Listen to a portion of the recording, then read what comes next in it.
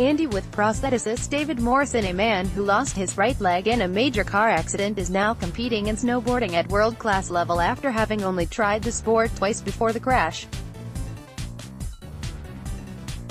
Andy Macleod was seriously injured while cycling to a friend's house by a car that was traveling at 67 miles an hour in a residential area.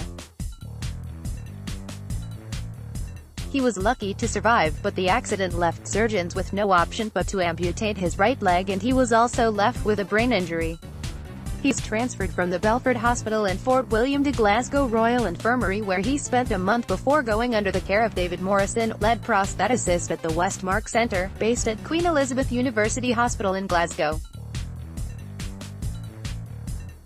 Read more. For more of today's top stories in Glasgow, click here. Before his accident, Andy had only been snowboarding twice but is now competing at world-class level after learning to walk again.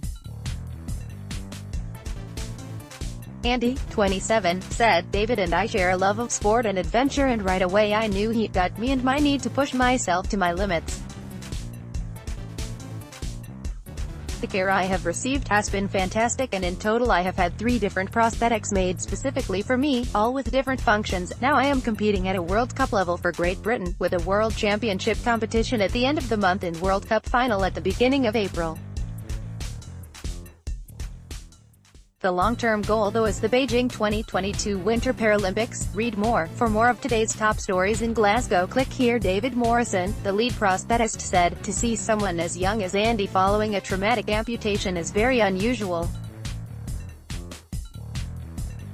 What I learned very quickly was here was a young man with huge potential to do so much, but first he had to learn to walk again.